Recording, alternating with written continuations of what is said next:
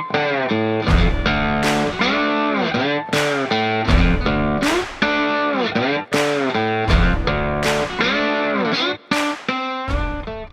to the Remington Podcast, where we take a deep dive into all things ammunition. I'm your host, Audrey Mayes, and today we're joined by Team Remington Skeet Shooter, Shaeffer Stanfill. How are you doing? Yeah, good. How are you? You happy to be great. here? It's awesome. Yeah. Just hanging out. It's a pleasure to be able to, get this experience and do this with y'all. Yeah, thank you. I know that you're here to shoot a tournament in Blue Rock, right? Yes, ma'am. Here in Arkansas. But you're from Tennessee. From Tennessee, from Clarksville, a little bit north of Nashville, yes. Mm-hmm. Very cool. And how did you, skeet shooting's kind of odd. Like, how did you get into skeet shooting? Where did that start for you? Yeah, so growing up, I was always at a range right outside of Fort Campbell, Kentucky, called Eagle Skeet Club, and my dad shot. So I was always like 4 years old, and you have your cord on the skeet field that pulls the targets, and I couldn't even pull the cord because it was so heavy, and I would pull for all the old guys out at the club. And so I grew up around the sport watching my dad do it. And when I turned 8 or 9, he put me in a gun for my first time out there on the field, and I just took off with it and loved it to death. So here I am now, Yeah, that's awesome. I feel like most people who grew up breaking clays grew up pulling the cord. Yeah. We all pay our dues, you know what I mean? Yeah, absolutely, absolutely. Yeah. It's I feel like that taught me as much as anything. I mean, just growing up, like I watched people do it my whole life, so it just made it easier for me to grow in the sport faster. Yeah, that makes a lot of sense.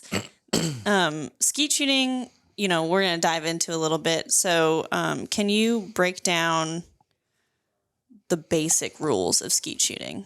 Okay. So you have 1 through 8 stations. You're in a half circle around the field. Each station you got 1, 2, 3, 4, 5, 6, 7, 8, so on around the field. And you'll shoot a high and a low on every station. And then on 1, 2, 6, and 7, those stations, you will shoot a pair at the end of after you shoot your 2 singles on those stations.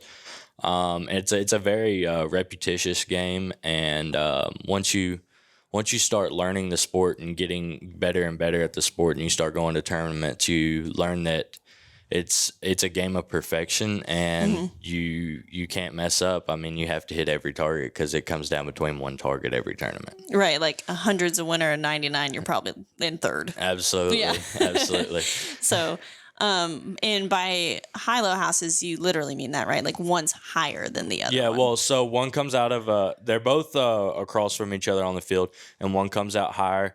One comes out of a low house window, so one's at the top of the house and one's at the bottom of the house, and then they cross. And so, and you're saying, what'd you say, 1, 2, 7? 1, 2, 6, and 7. 6 and 7. They have singles, and then they have like true pairs, essentially. True pairs, yep. Okay. Basically. So that's really awesome. I've shot skeet once.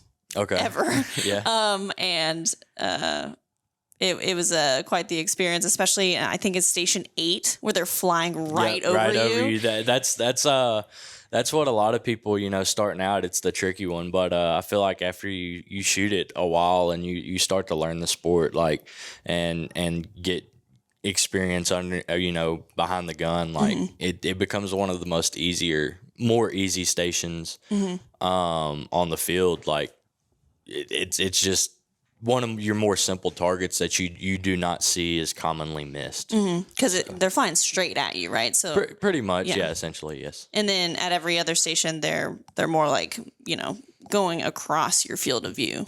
Correct. Yeah. Yes, ma'am. So you're swinging the gun, right, is a big thing. And how do you, practice? They're all moving at the same speed, right? And so how do you practice follow through? Like, what's your go-to for that? Follow through. When I was starting out, I would shoot a lot of long incomers, and when I was younger, I would have a tendency to come out of the gun completely as I'm pulling the trigger. So what I would do is, I'd shoot a long incomer and I'd pull the trigger on it, and I'd keep following through with a piece of the target that I broke the whole time until it hits the ground. And then I after I'd doing that for a long enough period of time, I just, gradually got more comfortable and had the habit of following through naturally, So yeah, I suck at that. Every time I pull the trigger, my gun just stops. It's the worst habit you can get into. It's interesting to me, the difference in the culture between skeet shooters and trap shooters, because they're played on the same field, but I think two very different people enjoy those sports. Yes. Yeah. I feel like a lot of your skeet shooters, they're very like upbeat, like they just want something quick and keep moving around the whole time, where trap, they shoot the targets quick as well, but they just seem more relaxed than we do. Yeah. And like skeet shooting is very social. It's very social. Yeah. I mean, you go to any of your big tournaments in the world right now, and your big tournaments, you're gonna have people at the gun club till 9:00 at night, whether it's shooting or you're just out at the pavilion or clubhouse, and you're just talking to people and just talking all night long. You could be out at the club any time of the day, and you're gonna run into people who you want to talk to. So it's a great sport socially, and you get to. I think one thing with me just in life, being around a skeet field, it's an all age sport. I mean, you have people shooting from 9 to I've shot with people in their 90s. And, you learn so much from those people that are older than you. So being skeet shooting, that's one of the reasons I think it's one of the greatest sports there is. And actually any shooting sports, really, trap, skeet, or sporting. All of them are good in that aspect. And so is skeet shooting, do they have like an open category and then subcategories as well? Yes. So they have open, and then they have, your concurrent. So sub junior, junior, collegiate, triple sub, and then so on. Yep. Okay. And then do you guys have vets as well? Yep. Okay, gotcha. Cool. So vet and what's the super vet or what's the next vet, one? Okay, yeah. gotcha. Okay, cool. I don't want to remember those yet. Yeah, I'm not thinking about it yet. So what are some like really big shoots that you're participating in this year? So we just finished the U.S. Open 2 weeks ago. It was shot over 16 different clubs in the U.S. That was that was probably my biggest tournament I've done this year. In fact, it is. Then we have this shoot. I shoot this afternoon at the Arkansas Open is what I'm here for. And then I shoot a shoot called the Mid-America in St. Joe, Indiana. And then I shoot the Northbrook Classic right outside of Chicago. And then me and my family actually host a shoot in Tennessee, Clarksville, called the TriStar. So I'll be shooting that, and that'll be a good shoot. Then after that, we pretty much our biggest shoots, what it all comes down to each year is the Mini World and the World Championships, and I'll have those at the very end of the year. Okay, cool. Where are those held at? Those are held in San Antonio, at the National Shooting Complex in San Antonio. So that's where I'm from. Oh, really? Nice. Texas girl. And then I want to know really what guns you guys run in skeet shooting. So I'm a Krieghoff guy. Okay. I shoot for Krieghoff, and that gun to me, I mean, I feel like most of your major competitors now are shooting Krieghoffs. You have other guns. You have Perazzi, Kohler, Blaser. Those are probably you have some people shooting some Berettas, but those are probably your main guns. I would say a lot of the top 30 shooters are in Krieghoffs, Kohlers, or Perazzis. Gotcha. Or Blasers. Yeah. And what are you looking for in a skeet gun? Balance mainly. And what does that mean? So basically, you don't have too much weight towards the stock of your gun or towards the muzzle of your gun. That's personally what I look for.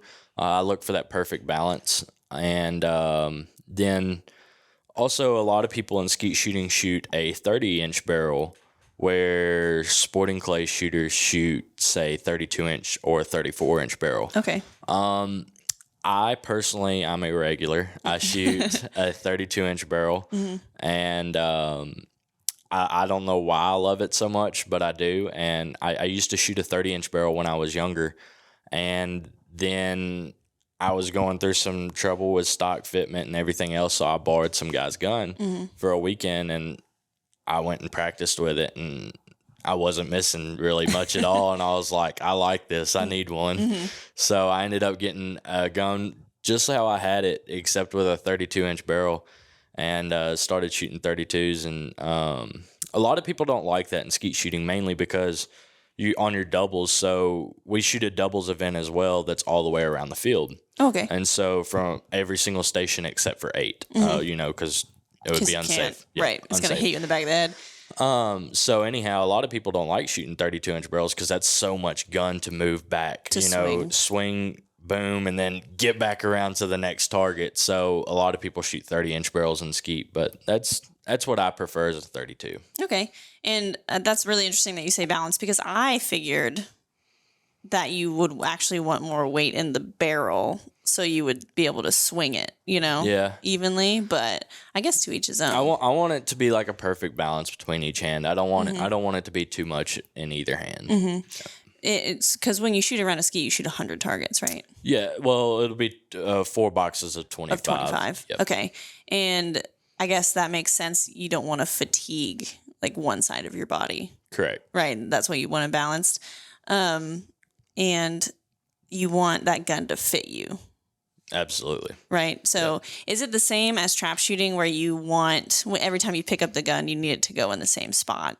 Like on your body? Absolutely. It should be same exact every time you mount the gun. Your hand, your cheek, where your head's placed on the gun, where your butt pad is pocketed in your shoulder. Everything needs to be the exact same every single time, no matter what station or what angle target you're shooting. Gotcha. And then we're going to dive into my favorite part of the conversation. What are we looking for in skeet ammunition? So in skeet ammunition, typically your most sought after shot would be 9-shot. A lot of your skeet shooters shoot in that number 9. Okay. Mainly, I think they hit the target a lot harder.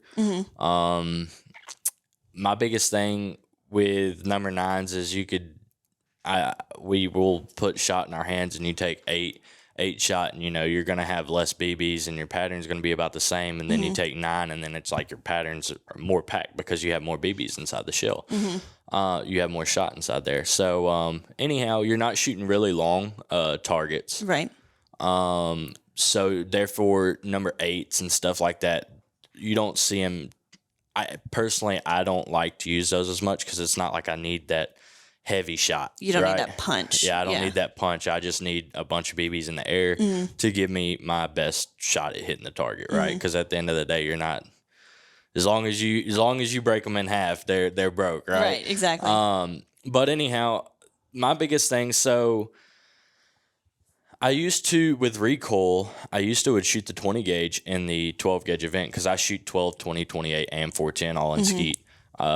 But I used to shoot the 20 gauge because I was so small growing up as a kid shooting skeet that I couldn't handle the recoil of a 12 gauge shell. And then I moved over to 12 gauge as I got older and got bigger, built my muscles up. And anyhow, that was the biggest thing for me, is being able to get back around with my doubles on recoil. But anyhow, I go with the number 9 load and around 1,200 foot per second. Okay. Yes, and I always shot Remington no matter what. Growing up, what gave me the most confidence. At the end of the day, it's this shooting is kind of like the sport golf. I mean, part of it's physical, and then you got the other part of it is it's all mental. Right. So whatever gives you the biggest boost of confidence is what you should definitely go for, and which is what I went for. I like Remington STS. that's what I've shot my whole life, and that's what I will stick to. Yeah. And so you guys shoot the same ammo all the time, right? Like, so you're not going to switch between, a handicap, like a light handicap and a regular shell. We shoot the same load all the time. Yep. And so STS 9s, 1200. Yep. That's what you're going for. That's what I'm going for every time. That's so interesting. I didn't even think about you guys shooting 9s because I know that in the trap and sporting world, everyone's going for 7.5, 8s. Yeah. Yeah. Yeah. That's what a lot of people go for, 7.5s or 8s. And then you go to your skeet shooters and you probably won't see very many, not any skeet shooter shooting 7.5s. Wow. Okay. For sure. And then you'll see people shooting 8s every now and then, but 7.5s, you just hardly ever see, an experienced skeet shooter that shoots a lot with 7.5 shooting them all the time. Yeah, that's really cool. And like I said before, I've shot one time and I definitely shot them with trap loads. Yeah. I definitely shot them with light 8s. Yeah. And I'm going to go ahead and say that's why my score was so bad, but maybe not. So it's interesting that you shoot 1200s, and that's like, I would argue that's like lighter on the recoil. And so does that help you, when you swing, like you said, you have to follow through. And then the other one on the doubles is moving in the exact opposite direction. Correct. So it's important to have low recoil because when you pull the trigger, you don't want to jump up. Absolutely. You don't want to have that hesitation to get back to the second target. And which is why I said, that's why I shot 20 gauge in the 12 gauge event for so long, for many years during the first part of my career. And then I was able, as I got bigger, to switch to 12 gauge. But you just have to make sure that you don't get too heavy of a load to where it puts you at a disadvantage in your shooting, I should say. Yeah. So consistency and control is pretty much the name of the game. Can you explain to me a little bit about, the sub gauge categories? Yeah. So a lot of people think that you have 12, 20, 28, and 410. It's all the same, really, at the end of the day. A lot of people think that, your 410 is like shooting a completely different, just because it's the 410, a lot of people try to shoot your 410 differently than what you would shoot the 12 gauge. But really, they're no different. You shoot them the exact same. You swing your gun the exact same. It's all mental, I'm shooting a shell that's that big versus that big, right? So then it becomes harder because your pattern's not as big, and you have to be more on your game. Really, at the end of the day, you just shoot them the exact same and be smooth. That is the biggest thing when you're going down in gauges. The smoother you are, the better you are. If you're jerky, that's where your misses come in. And but you shoot them the exact same. I will say your scores do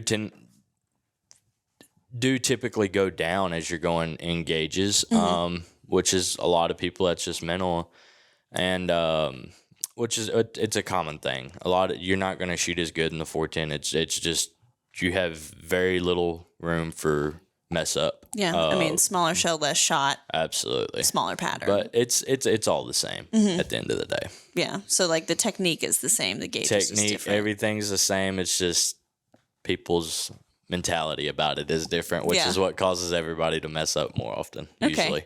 And so the different categories, you can win each category? Is that how it goes? Like the different gauge categories? Yeah, so in a shoot, you have your doubles event, which is where you shoot doubles all the way around the field except for Station 8. And then that's an event itself.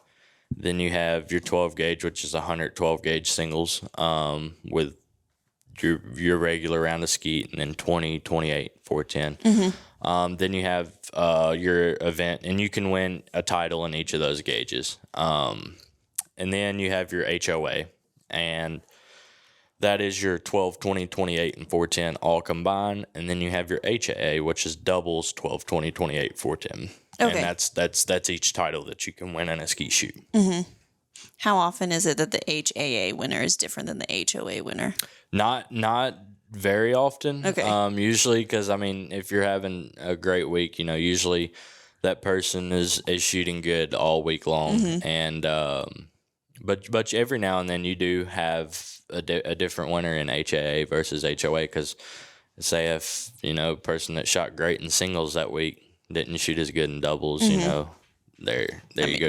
Your score is not going to be as combined. But if you have HOA second place person that shot really good in doubles, that might be where it boosts him up above and wins the HAA category. And then I won last year. I was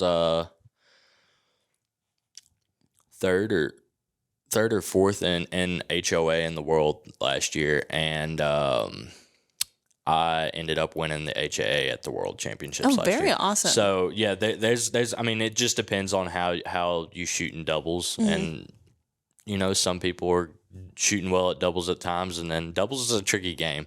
Yeah. It's a lot about timing in doubles versus where in your regular skeet shooting, it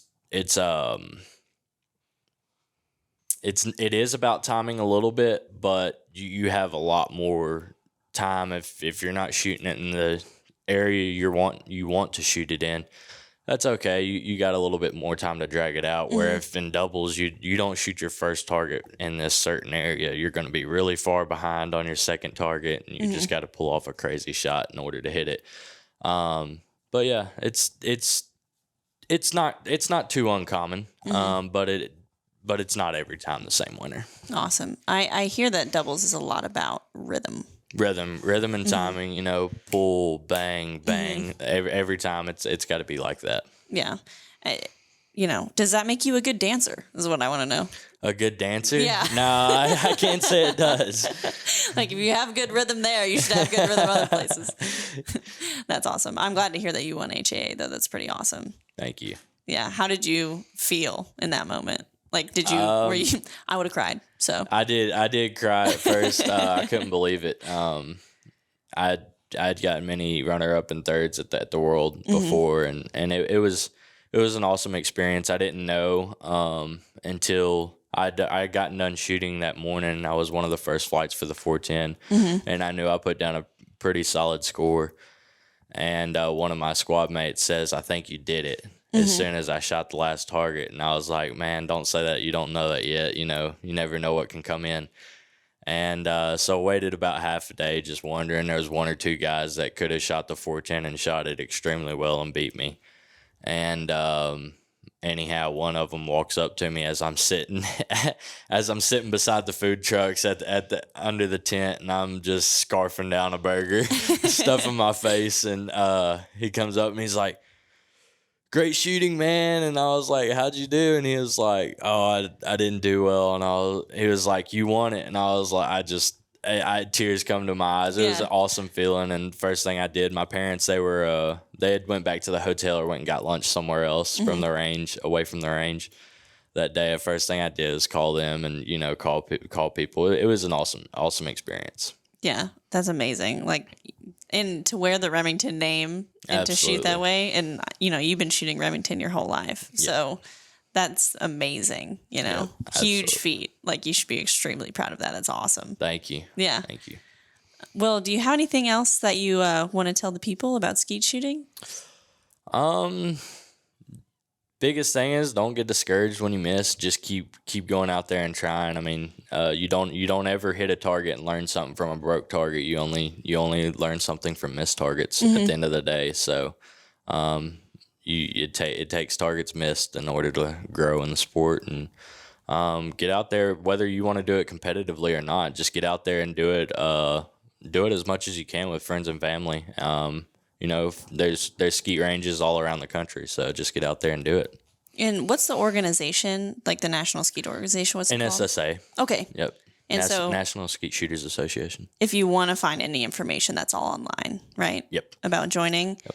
And Absolutely. You don't have to shoot every gauge category. You do not. You can go to a tournament and just shoot doubles or just shoot 12 gauge, which is a lot of people, starting out shooting, they only shoot doubles and 12 gauge because they don't have the tubes to knock into your gun in order to shoot your sub gauges. So there's many shooters that come to tournaments and only shoot doubles and 12 gauge. Yeah. So get out there and try it, right? Yeah, absolutely. Yeah.